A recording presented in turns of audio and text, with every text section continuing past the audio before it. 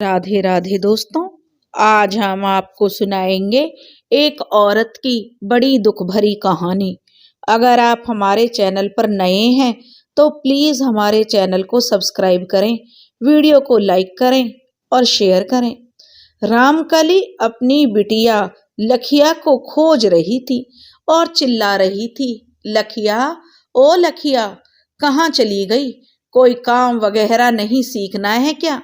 जब देखो तब दिन भर बस घूमती रहती है, कभी उसके घर कभी इसके घर। कल को ब्याह शादी होगा तो क्या करेगी? कुछ काम धाम तो सीख ले, कम से कम चूल्हा चौकाई सीख ले, घर का काम करना सीख ले लाडो। मेरी तो एक नहीं सुनती है ये छोरी। लखिया 10 साल की बच्ची थी और गांव में लड़कियां जन्म लेते ही जो बड़ी हो जाती हैं, यह वहां के समाज वालों की ऐसी सोच थी। उसी तरह से लखिया की माँ भी लखिया को घर के काम काज सिखाने में कोई कसर नहीं छोड़ती थी। लखिया 3 भाई और 2 बहनें थी। सभी भाई बहनों में सबसे बड़ी लखिया थी। इसलिए उसकी माँ रामकली चाहती थी कि लखिया जल्दी से जल्दी घर का काम सीख ले और अगले बरस उसका ब्याह कर दें। परंतु लखिया को घर के काम करने में कोई रुचि नहीं थी। वह तो चाहती थी कि वह अपनी सखी सहेलियों के साथ गांव भर में घूमती रहे और खेलती रहे। 10 साल की बच्ची, और उसे चाहिए भी क्या? 10 साल के बच्चों को तो खेलना और घूमना ही जो अच्छा लगता है। परंतु लखिया के घर वाले उसके खेलने कूदने से बिल्कुल भी खुश नहीं रहते थे। उनके हिसाब से लखिया अब विवाह योग्य हो चुकी थी। लखिया पढ़ना चाहती थी, परंतु उसके माँ बाप ने उसे पढ़ाना ठीक नहीं समझा। उनके अनुसार तो लड़कियों का पढ़ना जरूरी नहीं था। लड़कियां घर का काम काज सीख लें, वही उनकी पूंजी होती है। जबकि लखिया के तीनों भाई स्कूल जाते थे। उनके माँ बाप कहते थे कि लड़कियां पढ़कर क्या करेंगी, करना तो उन्हें चूल्हा चौका ही है। लड़के तो पढ़ लिख कर वंश की वृद्धि करेंगे और माँ बाप का नाम रोशन करेंगे। यही कारण था कि लखिया और उसकी बहन कभी भी स्कूल नहीं जा पाई, बल्कि ये कहो कि उन्होंने कभी स्कूल का मुंह तक नहीं देखा।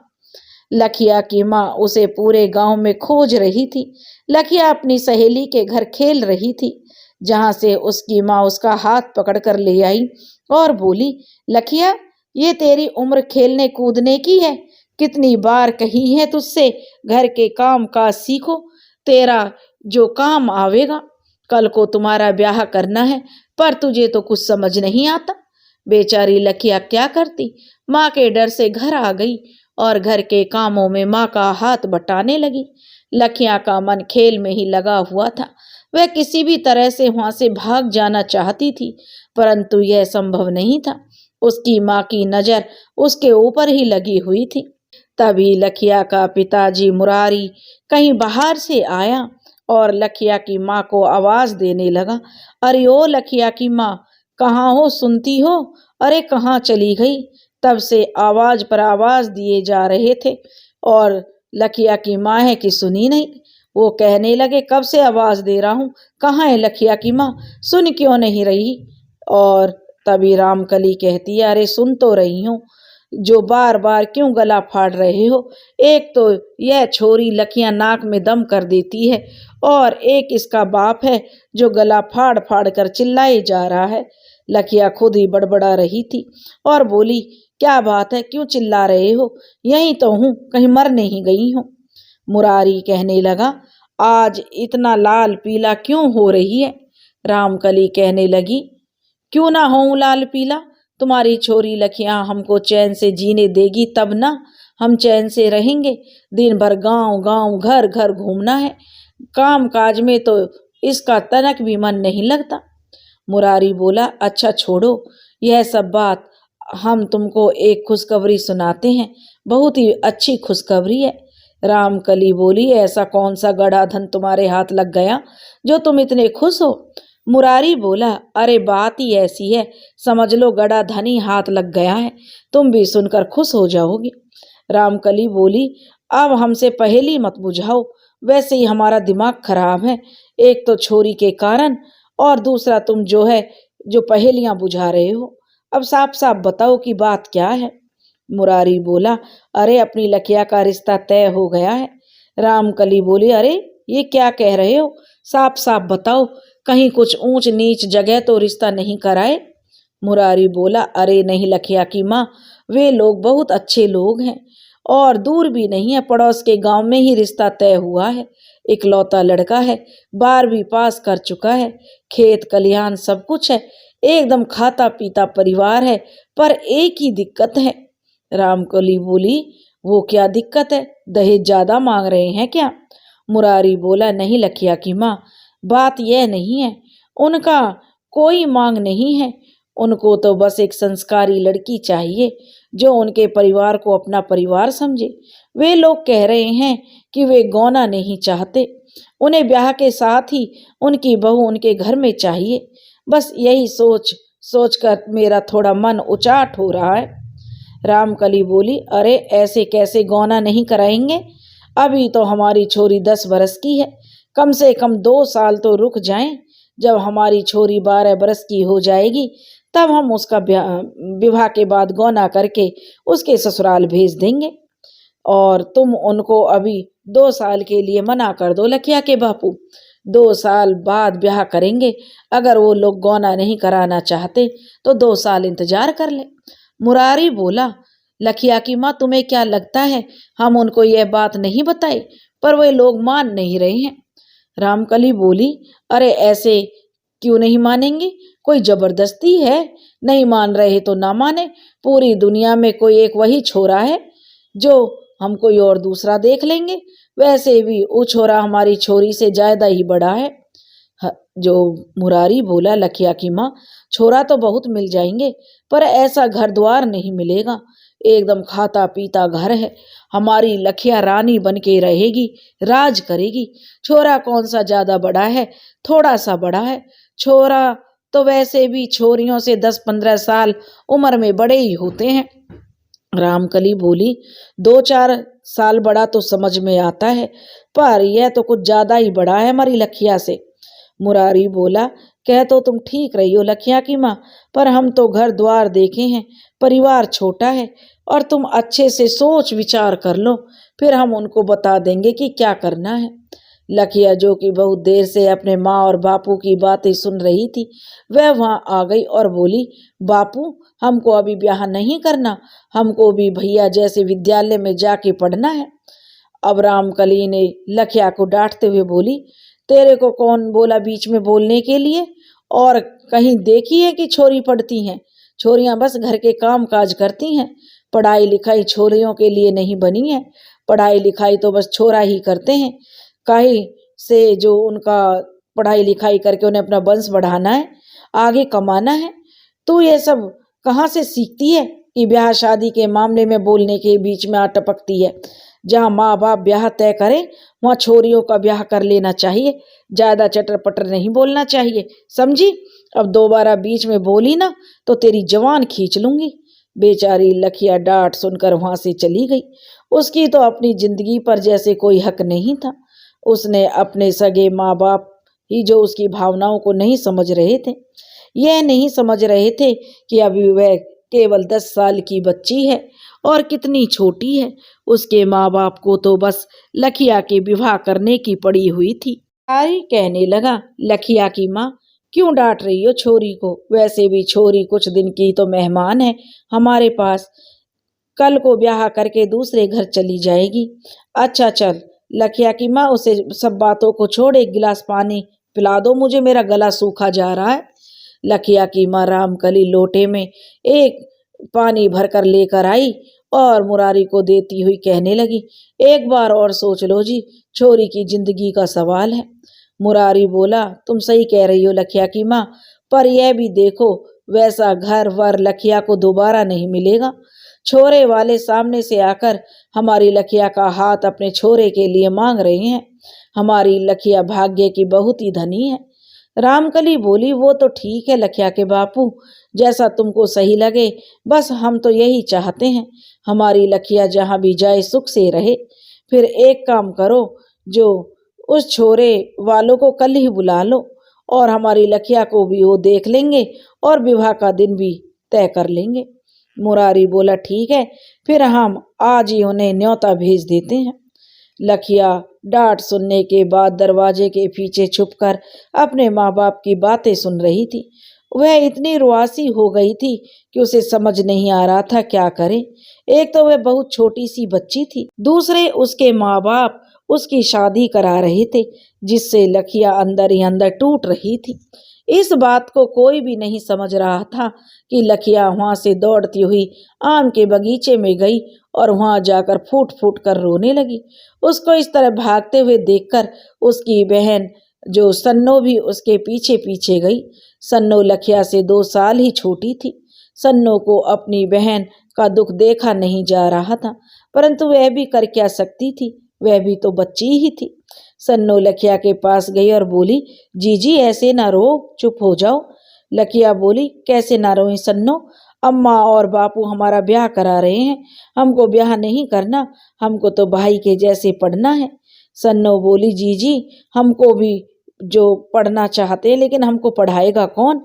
अम्मा तो कहती है छोरी ना पढ़े हैं, वह तो सिर्फ चूल्हा चौका ही करे हैं, पढ़ाई तो सिर्फ छोरे ही करते हैं, तो फिर हम दोनों कैसे पढ़ सकते हैं जीजी, हम दोनों तो छोरियां हैं। लखिया बोली, हो सकता है सन्नो अम्मा बापू सही कह रहे हो, शायद छोरियां नहीं पढ़ती हों, अगर छोरियां पढ़ती तो हमारी माँ भी तो पढ़ी लिखी होती, वह भी तो एक छोरी है, माँ सही कह रही है, छोरियां नहीं पढ़ती, पर मैं ब्याह नहीं कराना चाहती सन्नो। सन्नो बोली, तो फिर अम्मा बापू को बोल दो ना, वह तुम्हारा ब्याह ना कराएं। लखिया कहने लगी, सन्नो बोली थी माँ से, बहुत तेज डांटा माँ ने और बोली, तेरे को कौन बोला बीच में बोलने के लिए, दोबारा बोली तो तेरी जुबान काट लूंगी, अब बोल सन्नो मैं क्या करूं। सन्नो कुछ देर सोचती रही और कहने लगी, जीजी हम दोनों भाग चलते हैं, क्योंकि कल को मेरा भी ब्याह माँ और बापू करा देंगे, इसलिए हम दोनों भाग चलते हैं कहीं दूर।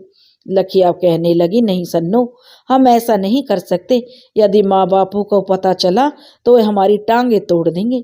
अभी दोनों बहनें बातें कर ही रही थी, तब तक लखिया की माँ फिर से चिल्लाती हुई दोनों के पास आ गई और कहने लगी, तुम दोनों छोरियों ने तो मेरी नाक में दम कर रखा है, और तुम दोनों यहाँ कर क्या रही हो, घर में इतने सारे काम पड़े हैं और तुम दोनों को घूमने से फुर्सत नहीं है, चलो जल्दी घर चलो, नहीं तो अभी टांगे तोड़कर तुम दोनों के हाथ में दे दूंगी।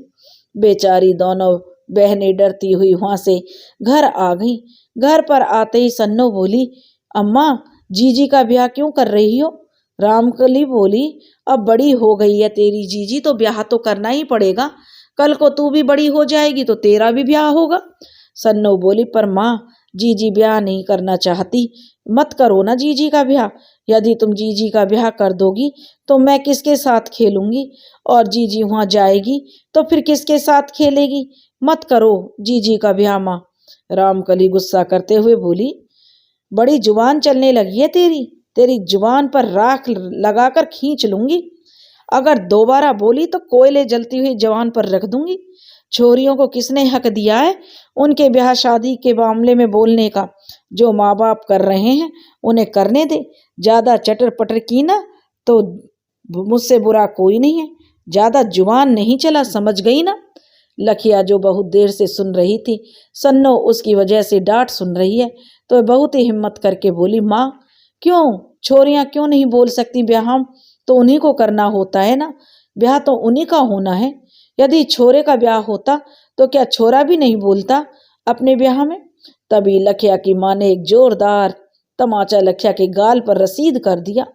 थप्पड़ की आवाज इतनी तेज थी कि चटाक से आवाज आई और लखिया से कहने लगी, आज से तू घर से बाहर नहीं निकलेगी, तेरी बहुत जुबान चलने लगी है, छोरे और छोरियों की तुलना करने लगी है, छोरे वंश बढ़ाने के लिए होते हैं, वे अपनी मर्जी के से ब्याह कर सकते हैं, पर छोरियां नहीं कर सकती हैं, और कल घर में से अगर एक कदम भी तूने बाहर निकाला तो तेरी टांगे तोड़ दूंगी। कल छोरे वाले आ रहे हैं तेरे को देखने, इसलिए चुपचाप घर में ही रहना, जैसे हम बतावें वैसे ही करना, समझी? और नहीं समझी तो फिर समझाऊं मैं? लखिया बेचारी रोती हुई जो कहने लगी ठीक है माँ, मतलब उसने हाँ में सिर हिला दिया। एक थप्पड़ लखिया की छोटी बहन सन्नो को भी पड़ा था और दोनों अपने कामों में लग गई थी। मुरारी के घर में आज सजावट चल रही थी। लखिया का पिता बाहर सामान लेने गया हुआ था और लखिया की माँ जल्दी जल्दी लखिया को तैयार करने में लगी हुई थी। कुछ देर बाद लखिया के पिता बाजार से सामान लेकर आ गए और आकर बोले, अरे सुनती हो, लखिया की माँ कहाँ हो? देखो मैं सामान ले आया हूँ, लड़के वाले भी आते ही होंगे। लखिया की माँ कहने लगी, अरे लखिया के बापू क्यों गला फाड़ के रहे हो? सुबह से काम में कर करके मैं मरी जा रही हूँ और तुम हो कि गला फाड़ कर चिल्लाए जा रहे हो। हाँ बोलो, क्या कहना चाह रहे हो? लखिया का बापू बोला, अरे लखिया की माँ, यह कह रहा था कि मैं सामान ले आया हूँ बाजार से, तू जरा सामान को अच्छे से देख ले, कोई सामान छूट गया हो या कोई सामान ना लेकर आया हूँ तो देख ले अच्छे से, मैं फिर से बाजार जाकर ले आऊंगा। लड़के वाले भी कभी भी आते होंगे। लखिया की माँ सारा सामान अच्छे से चेक करने लगी और कहने लगी, सब सामान ठीक लाए हो? सामान चेक करते करते अचानक लखिया की माँ बोली, अरे यह क्या, मिठाई लाना तो भूल ही गए। लखिया का बापू बोला, अरे भाग्यवान, लाया तो हूँ मिठाई, देखना लड्डू हैं, और तू जो सामान बोली वह मैं लाया, अब कौन सी मिठाई रह गई? लखिया की माँ चिल्लाते हुए कहने लगी, अरे मैं लड्डू तो ना लाने को बोली थी, मैं तो बर्फी लाने के लिए बोली थी। वह बर्फी कहाँ है? लड़के वाले आएंगे तो क्या कहेंगे? वह तो यही कहेंगे मेरे पास नहीं है हम इतने पैसे कि हम बर्फी खिला सकें, इसलिए मैंने केवल लड्डू ही खिलाए। जाओ अभी जल्दी से बाजार जाकर बर्फी लेकर आओ। लखिया का बापू बोला, तो के हो गया, लड्डू खा लेंगे तो कौन सा उनका मुंह लड्डू जैसा हो जाएगा, और बर्फी खाएंगे तो बर्फी जैसा हो जाएगा। रहने दो, मैं नहीं जाने वाला बार बार बाजार, एक मिठाई के लिए बाजार जाऊंगा। लखिया की माँ कहने लगी, वह सब मैं नहीं जानती लखिया के बाबू, अभी के अभी जाओ और मिठाई लेकर आओ, और वह भी बर्फी खोआ वाली। लखिया का बापू बोला, रहने दे लखिया की अम्मा, क्यों इतना दिमाग पर जोर ले रही है? कौन सा वह तेरे घर की मिठाइयाँ पकवान खाने आ रहे हैं? वह तो हमारी लखिया को देखने आ रहे हैं। जब तक मैं जाऊंगा तब तक जाकर आऊंगा, तब तक तो लड़की वाले भी घर पर आ जाएंगे। लखिया की माँ गुस्सा करते हुए कहने लगी, तुमको तो बस ना जाने का बहाना चाहिए। वो लोग कितने भी हैं, कैसे भी हैं तो लड़के वाले, उनके लिए तो इतना करना ही पड़ेगा कि नहीं? लखिया के बापू बोले, ठीक है लखिया की माँ, मैं जाता हूँ, इतना गला मत फाड़, वैसे भी बर्फी सस्ती नहीं मिलती, बहुत महंगी है, फिर भी तू इतना कह रही है तो मैं जा रहा हूँ लेने के लिए। लखिया का बापू बर्फी लेने चला गया, परंतु उन्हें यह भी डर लग रहा था कि कहीं उनके पीछे से लड़के वाले ना आ जाएं। वह जल्दी से दुकान पर जाकर जल्दी घर वापस आ जाता है और मिठाई लखिया की माँ को दे देता है। कुछ देर बाद लड़के वाले भी आ जाते हैं, उनका अच्छे से स्वागत होता है, चाय नाश्ता मिठाई सब दिया जाता है, साथ में लड़का भी होता है। लड़के को देखकर लखिया की माँ लखिया के बापू को किनारे ले जाकर कहती है, सुनो जी, छोरा हमारी लखिया से कुछ ज्यादा ही बड़ा नहीं है, हमारी लखिया उसके साथ बिल्कुल भी नहीं जचेगी। लखिया का बापू कहता, हाँ कह तो तुम ठीक रही हो लखिया की माँ, देखो हमारी लखिया के भाग खुल जाएंगे, कितने पैसे वाले लोग हैं, ऊपर से छोरा 12वीं पास है, तुम्हें लड़के से जो कुछ पूछना है पूछ लो। लखिया की माँ बोली, मुझे कुछ नहीं पूछना, जो पूछना वह तुम ही पूछ लो। कुछ देर बाद दोनों वापस लड़के वाले के पास पहुंच जाते हैं। लड़के के पिता कहते, भाई साहब अब छोरी को बुला दीजिए, बहुत देर हो गया हमें आए हुए। लखिया के बापू लखिया की माँ को इशारा करते हैं कि लखिया को लेकर आओ। लखिया को अच्छे से तैयार करके उसकी माँ बाहर लाती है। बेचारी लखिया डरी सहमी सी खड़ी हो जाती है। लखिया को लड़के की माँ हर तरह से जो परीक्षण करती है, कभी बैठा कर तो कभी चल कर तो कभी बोलवा कर, ऐसा लग रहा था जैसे लखिया इंसान ना होकर कोई कठपुतली है। सब कुछ देखने के बाद लड़के की माँ लखिया को किनारे ले जाकर पूछती है, छोरी तुमको महीना आता है कि नहीं? लखिया को समझ में नहीं आया कि ये क्या पूछ रही है। वो बिना बोले ही अपनी माँ के पास भाग आती है और अपनी माँ को वह सारी बातें बता देती है, जिसे सुनकर उसकी माँ भी घबरा जाती है और वह लड़के की माँ के पास जाकर कहती है, ये आप क्या पूछ रही हैं छोरी से। लड़के की माँ कहती है, मैंने तो यूं ही पूछा कि तेरे को महीना आता है कि ना, पर छोरी बिना बताए ही भाग गई। लखिया की माँ कहने लगे, देखिए बहन जी, मेरी लखिया अभी 10 साल की है, उसे तो पता भी नहीं है ये सब क्या होता है। लड़के की माँ कहती है, मतलब मैं मानूं कि छोरी को अभी महीना नहीं आता। लखिया की माँ कहने लगी, हाँ बहन जी, आप ठीक समझी हैं। लड़के की माँ कहती है, देखिए बहन जी, आप भी अच्छे से जानती हैं एक छोरी के लिए महीना आना कितना जरूरी है, और आपकी छोरी को महीना ना आता है। तो लखिया की माँ कहने लगी, देखिए बहन जी, बात तो आपकी ठीक है, लेकिन हमारी छोरी तो अभी 10 साल की है और इस उम्र में महीना अभी कहाँ आता है। तब लड़के की माँ कहती है, फिर ठीक है, अब यह विवाह नहीं होगा। लखिया की माँ कहती है, ऐसे ना कहो बहन जी, रही बात महीना की, वो तो 1-2 साल में आ जावेगा, लेकिन ऐसे ब्याह ना तोड़ो। लड़के की माँ कहती है, तो आप अपनी छोरी का ब्याह 2 साल बाद कर लो। अरे महारा छोरा बलवंत के तो कुछ और ही अरमान है, वो तो चाहता है कि उसकी लुगाई आवे तो उसे सुख मिले, बाल बच्चे हों, और ये गुण आपकी छोरी में नहीं है, मैं ये विवाह नहीं होने दूंगी। इतना कहकर बलवंत की माँ वहां से चली जाती है और लखिया की माँ पीछे से आवाज लगाती रहती है और कुछ कहती रहती है, ऐसा मत कीजिए बहन जी। परंतु बलवंत की माँ एक नहीं सुनती और सभी लोगों के पास जाकर कहती है, ये विवाह नहीं हो सकता, चलो यहाँ से। बलवंत की माँ की बात सुनकर सभी सकते में आ जाते हैं कि आखिरकार ऐसा क्या हो गया। बलवंत के पिता गिरधारी लाल पूछते हैं, अरे बलवंत की माँ, यह क्या बोल रही है तू? अभी भी अनाप शनाप बोल देती है, कुछ भी कहीं भी है, कुछ तो सोच समझ कर बोला कर। बलवंत की माँ कहती है, देखो जी, मैं जो कुछ बोल रही हूँ सोच समझ कर बोल रही हूँ। अपने छोरे की जिंदगी खराब नहीं करनी है मुझे इनकी छोरी से ब्याह करके। बलवंत के पिता कहते हैं, चुप कर बलवंत की माँ, यह मत भूल, इनकी छोरी का हाथ मैंने मांगा था अपने छोरे बलवंत के लिए। लखिया के पिता कुछ समझ नहीं पा रहे थे, आखिर माजरा क्या है। वो लखिया की माँ की तरफ देखते हैं और किनारे ले जाकर सारी बातों की जानकारी लिए। उन्हें भी बहुत गुस्सा आ रहा था, परंतु वो कुछ बोले नहीं। इधर लखिया और उसकी बहन सन्नो दरवाजे के पीछे से डरी सहमी सभी लोगों की बातें सुन रही थी, परंतु वो दोनों कुछ भी समझ नहीं पा रही थी, यह सब क्या हो रहा है। इधर बलवंत भी किनारे से खड़े होकर बहस को सुन रहा था।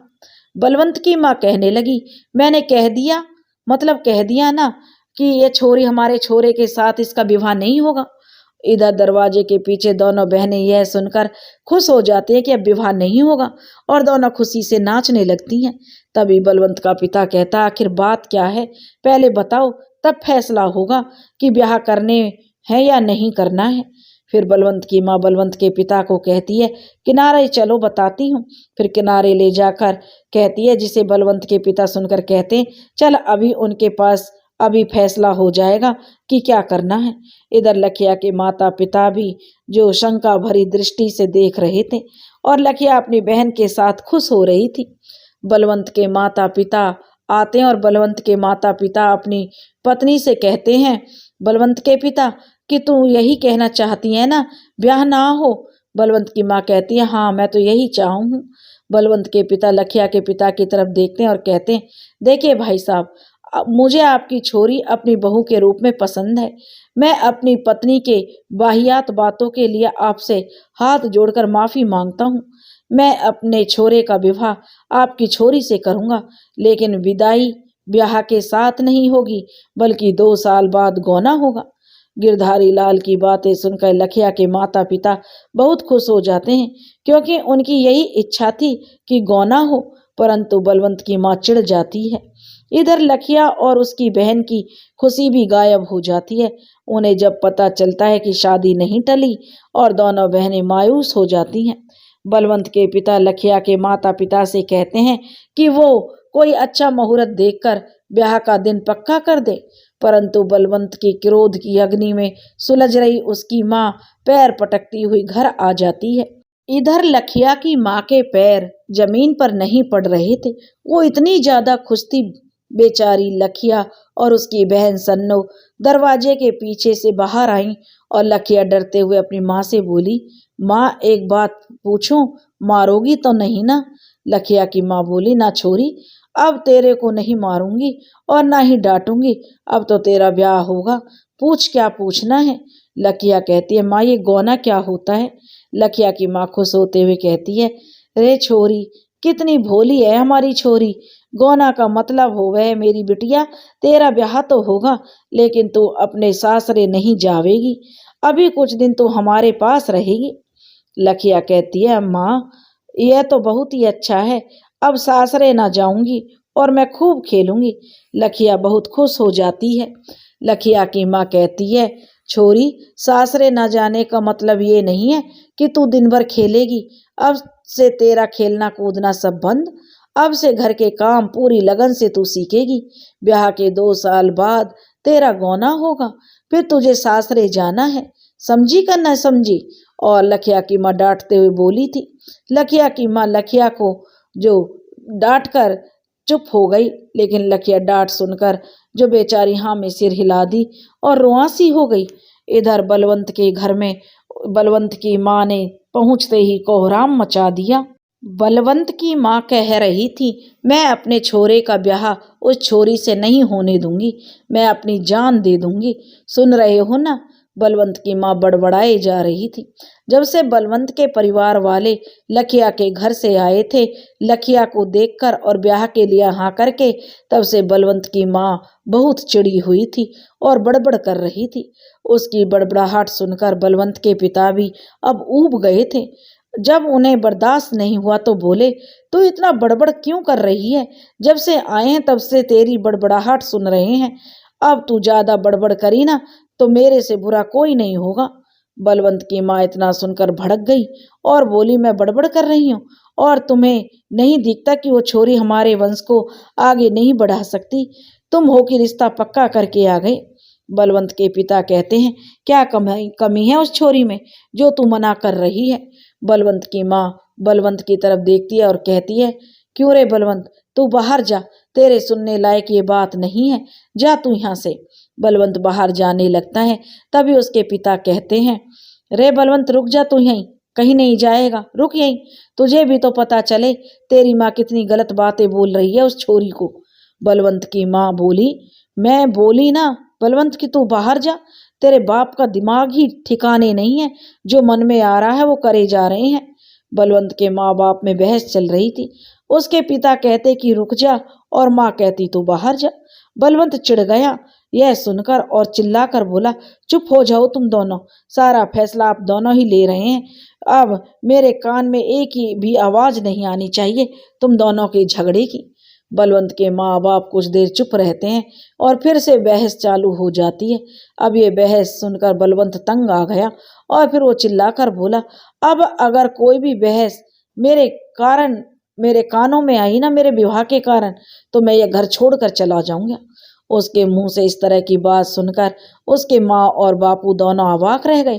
फिर उसकी माँ बोली, छोरा, मैं तो तेरी भलाई की खातिर बोल रही हूँ, वो छोरी तेरे लायक नहीं है, उसमें वो गुण नहीं है जो वो वंश को बढ़ा सके।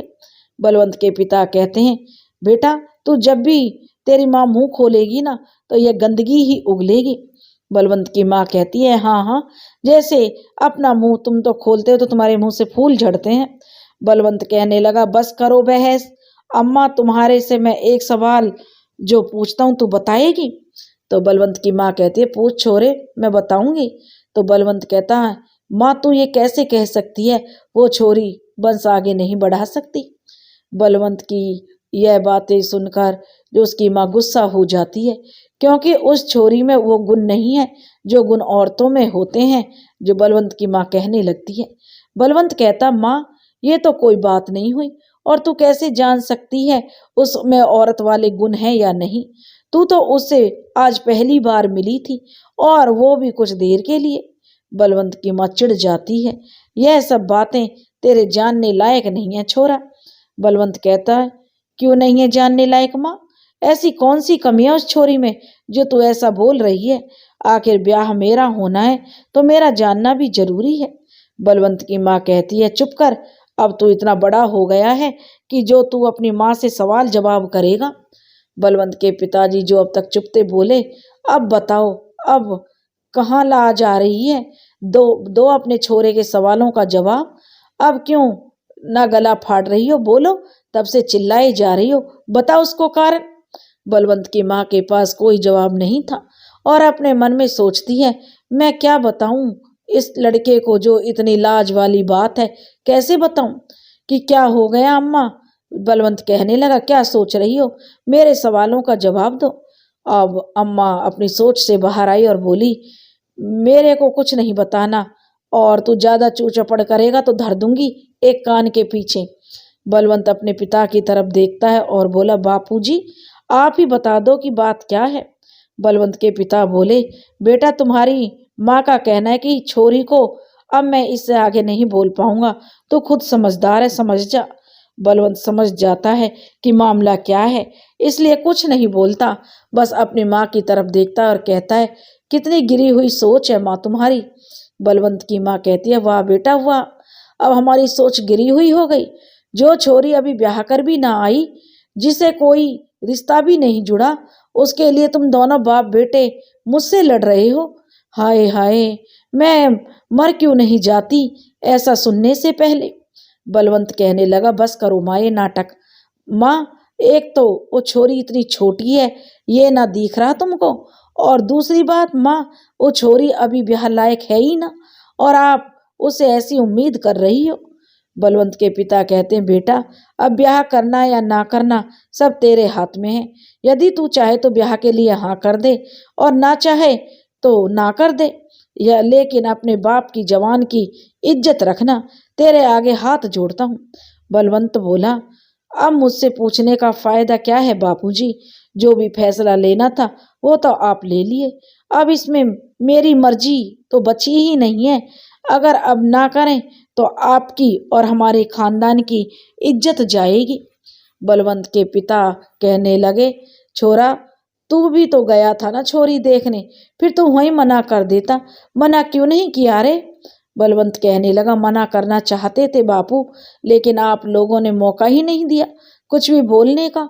तो कहाँ से बोलते?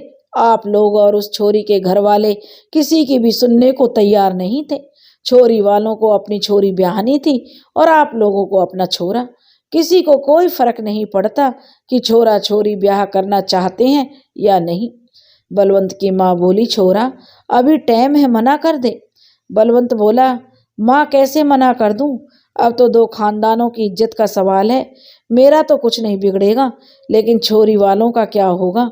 अब तक वो लोग अपने पूरे रिश्तेदारों में यह खबर कर दिए होंगे। बलवंत की माँ बोली, तो हम क्या करें उसके लिए? मानते हैं कि उसकी छोरी में कमी है, तो इसका मतलब ये तो ना कि हम उस बोझ को अपने घर उठा लाएं। बलवंत चिल्लाते हुए बोला, चुप करो अम्मा, कैसी बिना सिर पैर की बातें कर रही हो? क्या तुम्हारी कोई छोरी होती तो क्या तुम ऐसी ही बातें करती? और कान खोलकर अच्छे से सुन लो माँ, उस छोरी में कोई कमी नहीं है, समझी? वो छोरी अभी बच्ची है। बलवंत के पिता बलवंत की बातें सुनकर गर्व महसूस कर रहे थे और बलवंत की माँ खुद को ठगा सा महसूस कर रही थी। बलवंत के पिता बोले, छोरा तूने तो हमारा सीना गर्व से ऊंचा कर दिया। आज मुझे अपने दिए संस्कारों पर गर्व हो रहा है। बता कब का ब्याह का मुहूर्त निकलवाएं? बलवंत बोला, बापू आपको जो ठीक लगे वो करो। बलवंत की माँ कहने लगी, मैं नहीं होने दूंगी उस कुलक्षणी से तेरा विवाह, मैं अपनी जान दे दूंगी। सुन लो तुम दोनों कान खोल के। बलवंत ने घूर कर अपनी माँ की तरफ देखा और चिल्लाकर बोला, बस कर माँ, अब और कोई नाटक नहीं। अब ज्यादा नाटक करेगी तो मैं ही यह घर छोड़कर चला जाऊंगा। बलवंत की माँ बलवंत का मुंह देखती रह गई, परंतु कुछ बोल नहीं पाई। बलवंत गुस्से में बाहर चला गया और नदी के किनारे जाकर बैठ गया। अरे बलवंत, तो यहाँ अकेला क्या कर रहा है? बलवंत का दोस्त, जो जिगरी दोस्त था, वह हरिया उसका नाम था, वह आकर उससे पूछने लगा। बलवंत कहने लगा, कुछ नहीं यार, बस ऐसे ही यहाँ आकर बैठ गया। तू बता, तू यहाँ कैसे? हरिया बोला, मैं तो यहाँ मवेशियों के लिए चारा लेने आया था, क्या बात है बलवंत, तू इतना गुमसुम क्यों है? बलवंत कहने लगा, कुछ नहीं यार, जा तू चारा काट ले और मेरे को कुछ देर अकेला छोड़ दे। हरिया अपने मन में सोचता, जरूर कोई बहुत बड़ी बात है। तो हरिया कहने लगा, नहीं, मैं चारा बाद में काट लूंगा बलवंत, लेकिन तुझे अकेला नहीं छोड़ूंगा। बताना क्या बात है? बलवंत कहने लगा, कुछ नहीं यार, बस तू इस समय मेरे को कुछ देर अकेला छोड़ दे। हरिया कहने लगा, नहीं, मैं तेरे को अकेला नहीं छोड़ सकता, चाहे तो तू कुछ भी कह ले, तू बता या ना बता, मैं तेरा साथ कभी नहीं छोड़ने वाला दोस्त। बलवंत से अब बर्दाश्त नहीं हुआ और वह हरिया के गले लगकर रोने लग जाता है और हरिया को सब कुछ बता देता है। हरिया उसे चुप कराता है। फिर बलवंत कहता है कि बताना हरिया, मैं क्या करूं, मैं ना इधर का हूं ना उधर का। हरिया कहता, अच्छा एक बात बता, क्या तू उस छोरी से ब्याह करना चाहता है? बलवंत बोला, ना, मैं ना चाहूं उस छोरी से ब्याह करना, कैसे करूं उस छोरी से ब्याह, वो छोरी मेरे से 12 साल छोटी है। हरिया बोला, तो फिर मना कर दे और जाके सबको बोल दे कि तू ब्याह नहीं करना चाहता। बलवंत बोला, मैं मना करना चाहता था, जब मैं उस छोरी के घर गया उसे देखने तभी मना करना चाहता था, लेकिन वहां दोनों परिवारों में बहस हो गई। छोरी के घर वाले मिन्नतें कर रहे थे ब्याह कराने के लिए और हमारे पिताजी को ये कहना था कि वो यह विवाह जरूर करेंगे और माँ ना कह रही थी। मेरे को यही लगा कि अब ब्याह ना होगा और मैं खुश था, लेकिन अब मैं मजबूर हो गया हूँ। यार वो छोरी बहुत छोटी है, जानता हूँ, मैंने वो छोरी की आंखों में एक डर देखा है। हरिया बोला, इसमें दिक्कत क्या है, तू अभी भी मना कर सकता है, चल घर चल के अभी मना कर दे। बलवंत कहने लगा, यार कैसी बातें कर रहा है, अभी तो तुझे सब कुछ बताया फिर भी ऐसी बातें कर रहा है। यार उस छोरी के घर वालों के बारे में सोच, यदि मैं अब मना कर दूं तो मेरा तो कुछ नहीं बिगड़ेगा क्योंकि मैं छोरा हूँ, लेकिन वो छोरी है, उसको तो उसके घर वालों का तो जीना कठिन कर देंगे ये गांव और समाज वाले। हरिया कहता है, यार देख तेरी बात तो सही है, लेकिन इसमें उदास होने वाली क्या बात है, वैसे भी छोरी 2 साल बाद गौना करके आवेगी, तब तक सब कुछ ठीक हो जाएगा। और तू ये अपने दिमाग से निकाल दे कि तेरे कारण कुछ हो रहा है, तो एकदम निश्चिंत रहे और अब उठ और घर चल। अब बलवंत का मन थोड़ा हल्का हो गया, वह बोला, चल मवेशियों को जो लिए चारा काट लेते हैं, बिना चारा लिए घर कैसे चलते हैं। और दोनों दोस्त जाकर चारा काटते हैं और हंसते बोलते घर वापस आ जाते हैं। उधर लखिया के घर वाले इतने खुश थे, खासकर लखिया की माँ पूरे गांव में घूम घूम कर बता रही थी उनकी बेटी का रिश्ता बहुत बड़े घर से आया है, उनकी बेटी तो राज करेगी राज।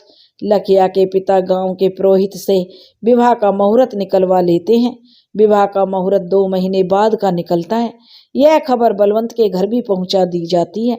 अब लखिया को घर से बाहर जाने से मना कर दिया जाता है क्योंकि अब उसका ब्याह तय हो गया था। वो अब अकेली घर से नहीं निकलती थी, अब वो हमेशा अपनी माँ के साथ ही घर से निकलती थी। धीरे धीरे समय बीत रहा था। अब शादी में बस 2 हफ्ते रह गए थे। तैयारियां भी जोर शोर से चल रही थी। लखिया के घर मेहमान आने लगे थे। लखिया की माँ खाना बना रही थी। वहाँ लखिया की बुआ भी आई हुई थी और वो भी मदद कर रही थी। तभी लखिया की बुआ बोली, भाभी आप लखिया का ब्याह जहाँ तय किए हो वहाँ सबसे सब कुछ अच्छे से जांच परख ली हो ना? लखिया की माँ बोली, हाँ जीजी, पूरी तसल्ली करने के बाद ही ब्याह तय हुआ है। पता है जीजी, छोरे का घर बहुत ही बड़ा है और तो और छोरा भी 12वीं पास है। छोरे के बाबूजी आगे से चलकर हमारी लखिया का हाथ अपने छोरे के लिए मांगने आए थे। जानती हो जीजी, पहले तो वो लोग गौना के लिए मना कर रहे थे, मान ही नहीं रहे थे, लेकिन बाद में मान गए। लखिया की बुआ बोली, यह तो बहुत खुशी की बात है, छोरी के तो भाग खुल गए। लखिया की माँ कहती है, हाँ जीजी, यह बात तो आपने एकदम सही बोली, लेकिन लखिया की बुआ कहने लगी, लेकिन क्या भाभी, कोई बात है क्या? लखिया की माँ बोली, ना जीजी, कोई बात नहीं है, बस छोरे की माँ को हमारी छोरी पसंद नहीं आई। छोरे की माँ थोड़ी तीखी लगी है, वैसे छोरे की माँ मुझे तो बिल्कुल भी पसंद नहीं आई। लखिया की माँ बोली, क्या बात कर रही हो भाभी, अपनी लखिया तो अभी से इतनी सुंदर है, थोड़ी बड़ी हो जाएगी तो हमारे को नहीं लगता लखिया की सुंदरता के आगे कोई भी टिक पाएगा। वैसे ऐसी के बात हो गई जो अपनी लखिया छोरे की माँ को पसंद नहीं आई और आपको छोरे की माँ। फिर लखिया की माँ लखिया की बुआ को वो सारी बातें बताती है। जब लड़के की माँ ने लखिया के माहवारी आने की बात पूछी थी, यह बात सुन के लखिया की बुआ भी दंग रह जाती है। फिर लखिया की बुआ कहती है, छोरे की माँ का दिमाग खराब हो गया है, जो उसको इतना भी नहीं पता अभी छोरी 10 साल की है और इतनी उम्र में माहवारी कहाँ आती है। लखिया की माँ कहती है, जाने दो जीजी, छोड़ो उस बात को। मुझे तो डर लग रहा था कि कहीं रिश्ता होते होते टूट जाएगा। अगर ऐसा होता तो समाज में हम कहीं भी मुंह दिखाने लायक नहीं रहते और सब हम पर थू थू करते। लेकिन अब सब कुछ अच्छे से हो गया है, अब ब्याह भी होने वाला है और 2 साल बाद गौना। उधर बलवंत के घर में मेहमानों का आना जाना लगा हुआ था। घर में तैयारियां जोर शोर से चल रही थी। हर कोई खुश था, परंतु बलवंत की माँ अभी भी खुश नहीं थी। उनको अभी भी यही लग रहा था कि इस शादी से उनका वंश आगे नहीं बढ़ेगा।